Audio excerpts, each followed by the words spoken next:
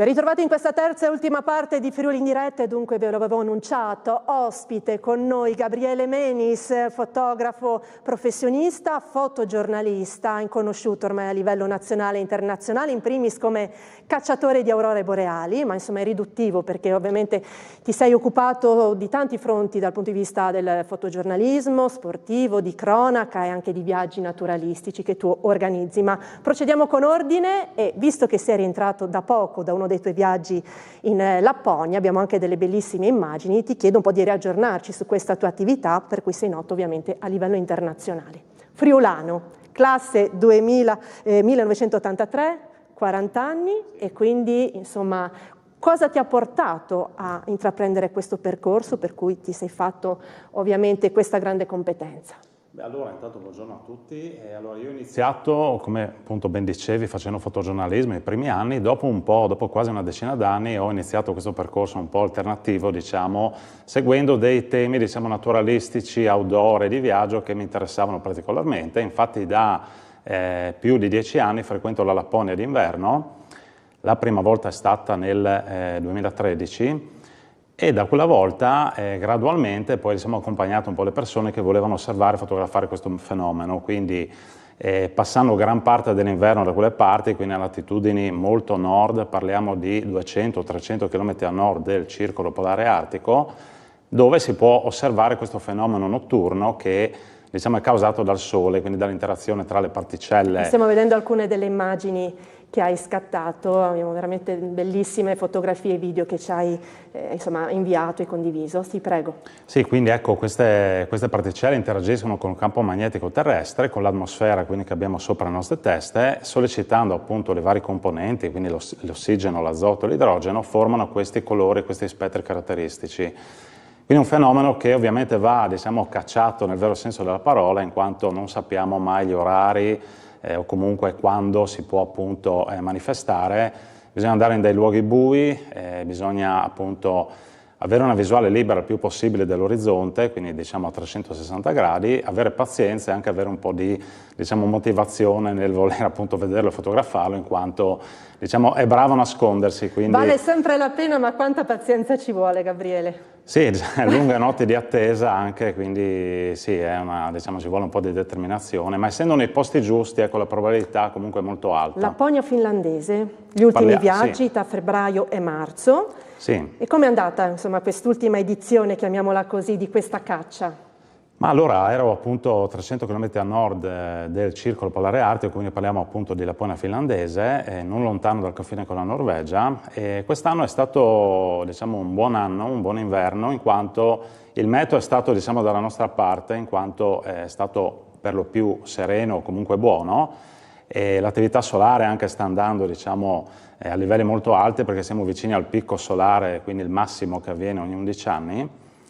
E quindi ecco si sono viste belle aurore, la temperatura un po' è sempre stata un po' ballerina, diciamo così, in quanto anche da quelle parti si sentono un po' gli effetti del cambiamento climatico e quindi diciamo sbalzi termici importanti, quindi ho avuto anche ad esempio 2-3 gradi sopra zero a febbraio, che è un'anomalia importante. Su diciamo, questo anche sta dando informazioni, informa un po' anche i partecipanti a questi viaggi fotografici fuori dalle rotte turistiche che organizza anche attraverso Tour Operator. La curiosità e anche la partecipazione dei friulani a questi viaggi, come la definiamo? È alta? C'è attenzione dal territorio o sono più persone provenienti da altre parti d'Italia? Ma allora ci sono un po', sì, entrambi diciamo, arrivano un po' da tutte le zone, ci sono anche diciamo, una buona fetta di friulani che magari mi seguono già, hanno fatto già altre attività, altre cose con me, però ecco l'interesse comunque arriva appunto da tutta Italia, in quanto anche diciamo, per chi ha delle passioni ovviamente a livello naturalistico o anche solo per curiosità, un po', una delle mete che insomma sta comunque andando comunque piuttosto bene negli ultimi anni. Si era parlato qualche tempo fa, qualche mese fa, di alcuni scatti riguardanti un fenomeno di aurora boreale visibile nel territorio regionale. C'è stato, non so se l'ha immortalato, sì, allora, come si spiega anche questo fenomeno che ha tanto incuriosito? Sì, allora capita a volte che durante i periodi di forte attività solare queste particelle riescono a raggiungere anche latitudini molto, diciamo, meridionali e quindi essere visibili anche dalle nostre zone, diciamo in casi piuttosto rari, ogni 2 o 3 anni magari può capitare, sempre però in prossimità del massimo del ciclo solare a cui siamo, diciamo, in questo periodo qua. È però molto diverso da quello che si può apprezzare da quelle parti, in quanto si vede magari per pochissimo tempo, quindi 1 minuto, anche meno, molto basso sull'orizzonte a nord e solo una tonalità rossastra, quindi si vede solo la sommità, diciamo la parte più alta di questo fenomeno, che invece al nord Europa o comunque a latitudini artiche è ovviamente visibile in modo diverso.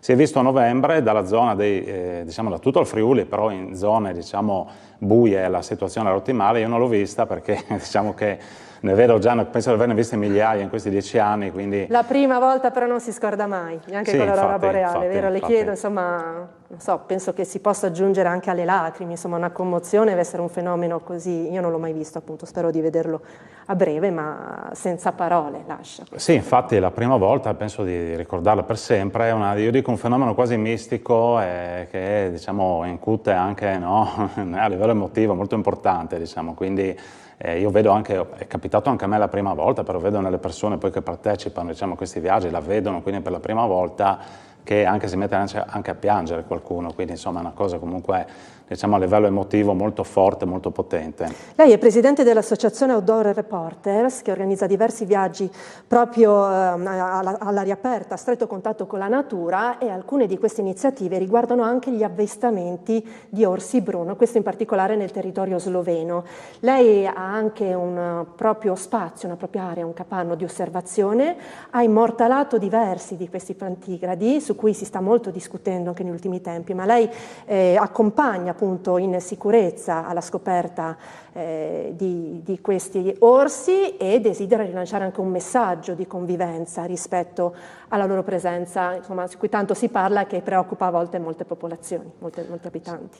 Sì, infatti allora è un animale che diciamo, ha fatto parlare di sé diciamo, molto nell'ultimo anno. Diciamo che in queste attività, in questi workshop qua, io cerco di far conoscere appunto l'animale, quindi perché è così importante per la biodiversità dei nostri boschi, far conoscere l'ambiente in cui vive e anche diciamo, favorire diciamo così, una corretta informazione che magari se ne è parlato tanto appunto in quest'ultimo anno. Anche su per cosa ancora si sta comunicando in maniera non corretta, a suo avviso, la presenza di questo animale? Ma diciamo sul comportamento che ha, non è un animale pericoloso, ma è un animale che ovviamente va trattato, fra virgolette, col dovuto rispetto in quanto animale selvatico. Ovviamente lui in diciamo, atteggiamento da difesa può difendersi a livello proporzionale rispetto alla sua forza, diciamo. Quindi ovviamente può essere per noi potenzialmente pericoloso, ma solo se noi ci comportiamo diciamo, nei modi sbagliati quando frequentiamo le zone in cui è presente. Allora, insomma. le chiedo qualche commento rispetto all'immagine, vediamo queste riprese notturne, insomma l'aria è sempre quella dei boschi sloveni, che risultano quelli sì. con più alta densità in Europa, è corretto, dell'orso sì, esatto, bruno? Sì, quindi ci sono queste zone appunto non solo orsi, meridionale. vediamo anche lupi appunto. Sì, vediamo anche lupi, qua siamo proprio accanto al mio capanno e diciamo la zona è frequentata anche da un branco di lupi, vedete queste immagini fatte alle 10 di mattina con un orario un po' inusuale diciamo per questi animali. Ma lei si è mai imbattuto, cioè a distanza, quindi non dico ravvicinata in qualcuno di questi animali, lupi o orse, insomma, non ha paura? Sì, no, allora io ho avuto tanti incontri anche sui sentieri, quindi non solo dal capanno dove ovviamente si può stare all'interno in tutta tranquillità, eccetera, siamo chiusi lì, però io ho avuto molti incontri anche sui sentieri e sulle zone appunto di foresta, però mai avendo nessun tipo di problema, diciamo che l'informazione è corretta e quindi anche comportarsi nel modo giusto. La convivenza è possibile. Sì, infatti. E allora adesso insomma anche la sua associazione sta organizzando diversi viaggi fotografici anche alla scoperta proprio degli orsi, alcune delle iniziative prossime, approfittiamo per rilanciarli ai nostri telespettatori.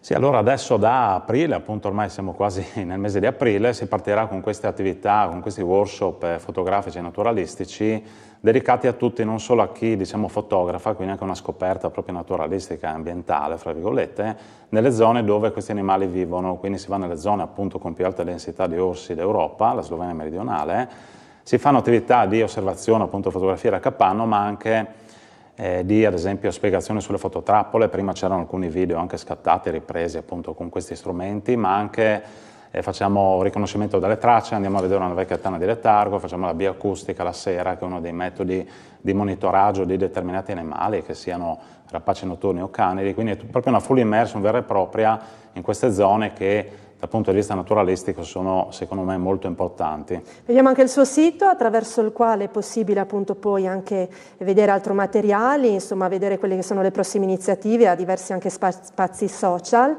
Però tra tutti gli animali che lei ha incontrato e che ha cercato, ha fatto viaggi anche in Africa, insomma in Kenya, c'è uno in particolare che le resta da fotografare, che le sta più a cuore riuscire a immortalare? Vabbè, allora una delle cose, uno degli obiettivi che ho, diciamo, spero in un prossimo futuro è quello del leopardo delle nevi, che è un animale che vive appunto in tutte zone cose semplici, insomma. Sì, infatti, cose molto semplici.